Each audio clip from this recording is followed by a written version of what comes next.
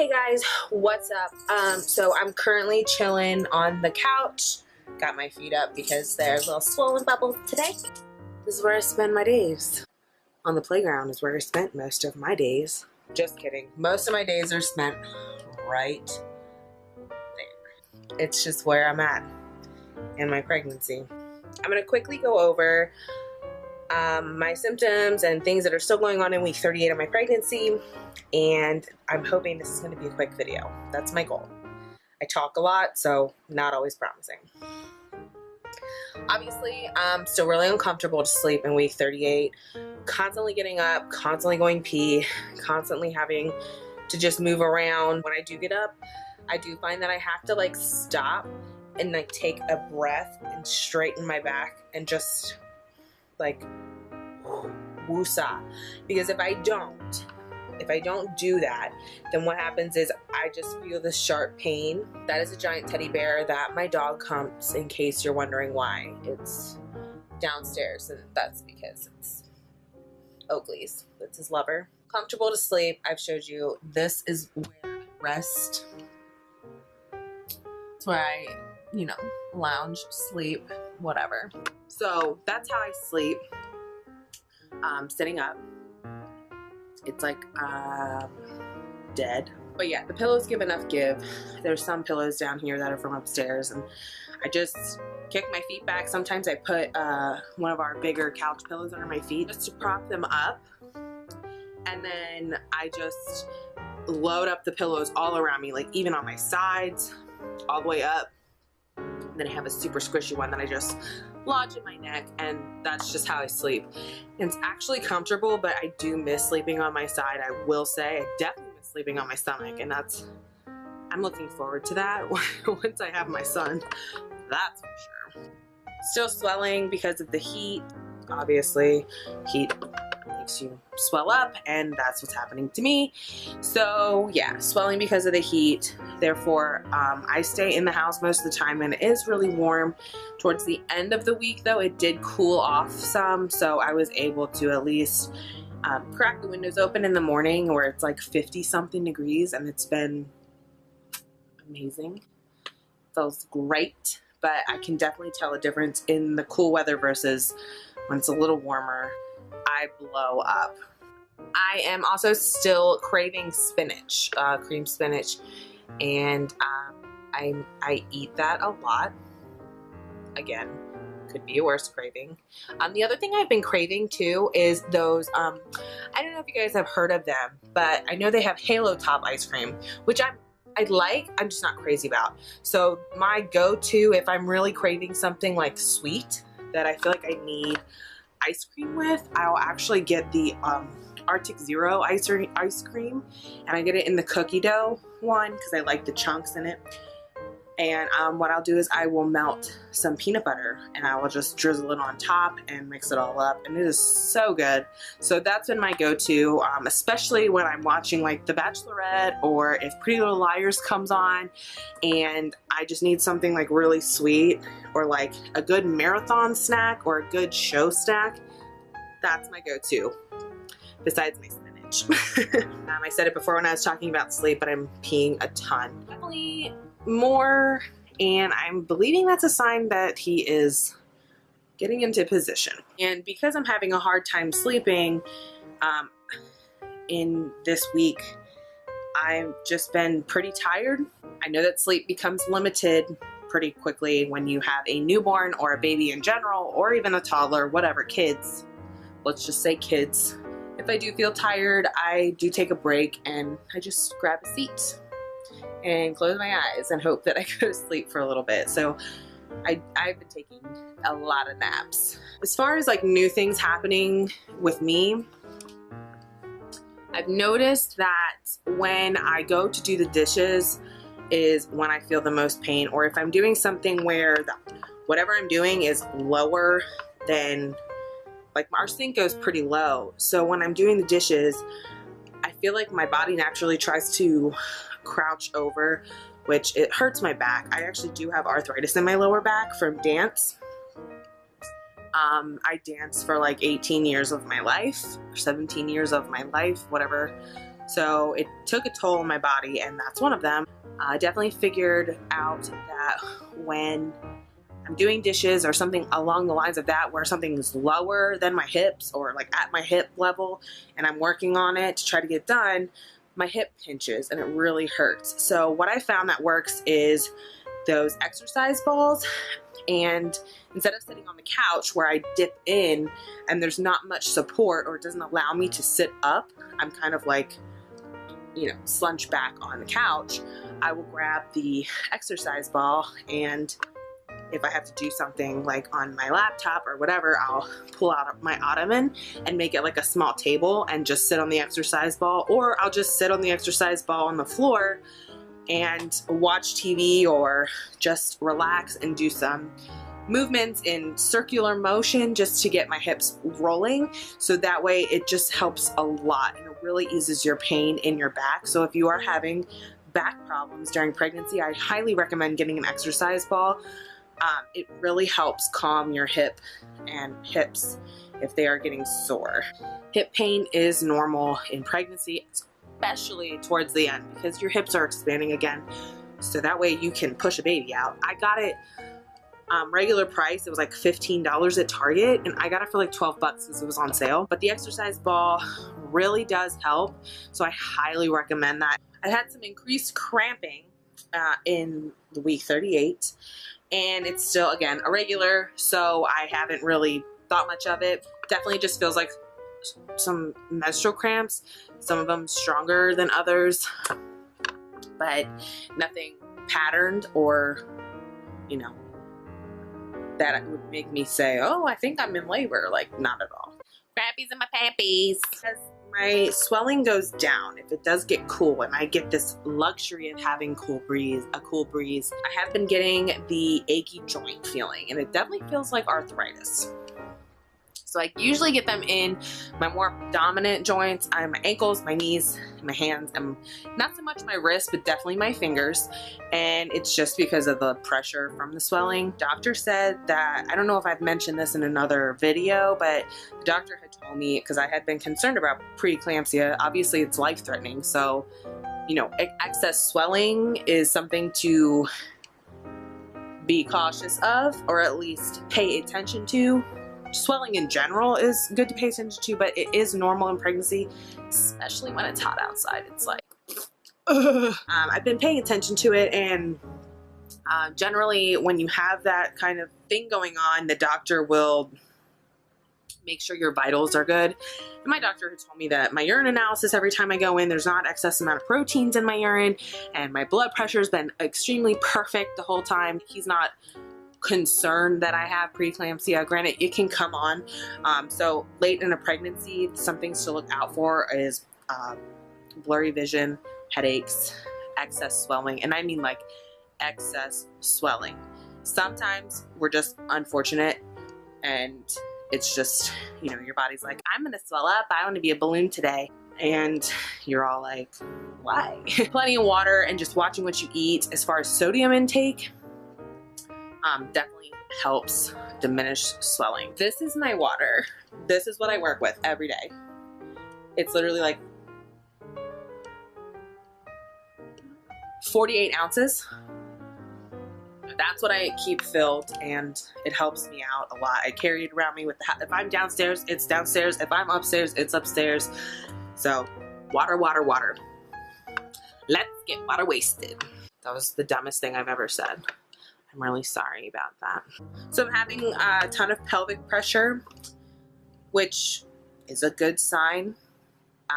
It's just very uncomfortable getting up from being sitting down too long. If I'm walking too much, it gets pretty bad. I want to walk this baby out, but it's so hard to do so between the swelling and then like my pelvic pressure, or like just my hips hurting. It's very difficult to do what I want to do for the duration I'd like to do it. The other thing that happened in week 28, so I had really bad cramping one night, and it was around like 11 or midnight or something like that, and I was concerned that I might have to wake up Jordan and tell him take me to the hospital. I don't know what's going on. I was having really bad cramps, and they didn't take my breath away. I was told that when you have the contractions, especially pelvic contractions, that it would make you stop and like it would like make you gasp almost, or just like really take your breath away, or really make you stop what you're doing and just like focus on breathing to calm them down kind of thing. Like you would know. These must have just been like cramps, maybe that, or you know, contractions that were just helping me, well, what I thought was helping me dilate, or even just Oliver pushing down. I don't know what they were.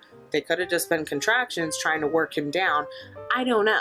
However, I do know they stopped, so I didn't go to the hospital for them, but the next morning when I woke up, this will be TMI, and I'm just telling you right now, so, you know, carry on. So I woke up the next morning, and I went to the bathroom, and in my underwear, right where like the crotch part is, you know, like where they have that little, I don't know, it's like a slit thing, I guess, that it's like right at your crotch area. It was all wet, and I was like, shoot, like I hope it's not my amniotic fluid leaking or like my water ruptures, but it didn't like fully break. I don't know.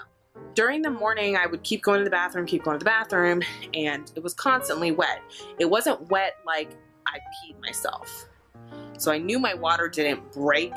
I called, talked to a doctor, and he had told me, the one that was on call had told me that it was normal because it didn't smell, it didn't have a color to it, it wasn't dramatic, it was very subtle, but just enough that I noticed it every time I went to the bathroom. My underwear was wet, and I was like, what the hell is going on? He told me that it is very common when you're that close to giving birth, that the closer you get to delivery, the more wet you get down there. And that's just a part of childbirth. That's just what your body does. Your body's preparing for it the whole time in your third trimester. And this is just one of the things that it does. He told me not to worry about it unless it becomes colored, has a bit strong odor, has some pink tint in it, because that could, you know, symbolize something going on. And he said, because it's clear, because it doesn't have a smell, because there's nothing else with it, he goes, it could just be like a form of discharge, but it's just super watery, which is completely normal. And it doesn't mean that there's any infection or anything they need to look at. He goes, but if you still, you know, obviously if I were to say I'd like to be checked out, they would not deny me to come in. I didn't want to go in because I really felt okay, and what I was describing to him, I wasn't feeling anything else. It was just that. Since then, it's kind of been on and off. Like there are days when there is more than another day, but it's still happening, and I'm still okay. And I've been to the doctors like 2 times since that incident. So, because I told him I was seeing my doctor in a couple of days, and he's just said, let him know what's going on, but it's nothing to worry about. And everything ended up just being fine. That week, I had an appointment on Friday for my 38-week checkup, and he checked me to see if I was dilated and what he had been able to feel, because last week I was kind of squirmy. I didn't really let him get a chance to like really see where I was at with everything. This week he got a good check, and he said there is absolutely no progress, nothing's moved. It didn't really discourage me, because again, and I've said this before, I will say it again, if your doctor, it does check you, and you're still not dilated or anything like that, don't let it discourage you, because dilation don't mean shit. Don't mean shit. Here's how I look at dilation. There are tons of women who are dilated for 3 to 4 centimeters for weeks and nothing happens. There are people I even know that have told me, you know, I wasn't dilated at all. I had 0 progress, and I went into labor the next night. So it doesn't matter that you're dilated or not. It does not determine a timeline of when you will have this baby. So some women have a thing about being checked for dilation, and I'm sure I could tell him no, but I'm curious. I want to know. So if you're one of those people that is like, oh my God, he's like checking you for dilation. Yes, I want to be checked. Looking at a mommy group one day and someone literally blew up at someone because they were like, why is his grimy fingers up your vagina? Some people though who do worry too much and maybe take this into consideration as a timeline of birth, maybe don't get your cervix checked. I mean, I don't know what else to tell you, but from me and hearing people and what they say, like how their birth happened, dilation doesn't mean anything. And even my doctor told me that after every appointment. He says, now you don't have progress, but that doesn't mean you can't have a baby tomorrow.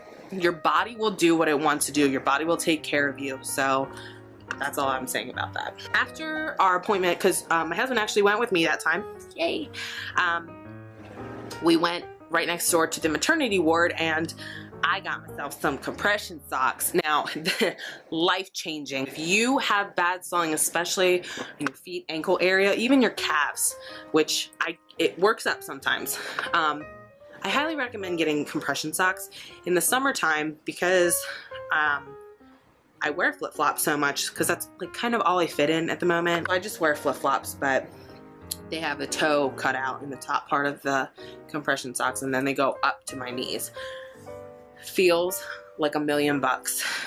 It feels phenomenal when I wear them. I definitely recommend getting compression socks or stockings, whatever you want to call them. They were $47, so they're pretty pricey, but they measured me for them at the gift shop in our hospital, and I walked out with them on. I would suggest getting them way before I decided to get them. I was told, get compression socks, blah, blah, blah. I didn't, and I regret it. I think I would have been a lot happier. The only thing is that they're very hard to put on by yourself. I cannot do it. I cannot physically put the socks on by myself. My husband has to put them on for me. The last thing is that after the appointment, when we got the compression socks, we actually went upstairs to the maternity place because I had him with me this time, and it was right next to my doctor's office. So I figured, why don't we go try to see if someone's available to give you like a walking tour of the maternity ward, just so you can kind of get a feel for what's what and where's whatever, and ask any questions you may have. So he agreed, and we went up, and thank God someone was there, because if not, I would have just been like, well, this is where you're taking me. But we had one of the nurses there, the one that was there when she took me and him around, just personal, him and I. It was so awesome and nice that they did that. Definitely helped him feel better about it. So definitely, if you're going with someone that's with you or your support, see if and they can't make it to the actual maternity tour that you could go to, or if you were in my situation, take them on another day or give them a call and see if they can just fit you in real quick for like a small tour, just to get the gist, because he had some questions that I didn't even think of. And so I was happy that he went with me and was able to go. I feel like it helped him feel more comfortable because now he knows where to go, what to do, you know, the system of how things work too, so I don't have to explain to him, or maybe he would remember so he didn't have to ask. It just makes you feel so much better about just the comfort, I guess. But yeah, so that's pretty much all that happened to 38 weeks. A lot of the stuff remained the same. The doctor's appointment went well. Saw the hospital, got me some good compression socks. And yeah, that's not much changing. I think we're just really getting down to the wire, so it's kind of like slowing the progress down here with like symptoms and things like that. So I will see you guys in my next video, and thanks so much for watching.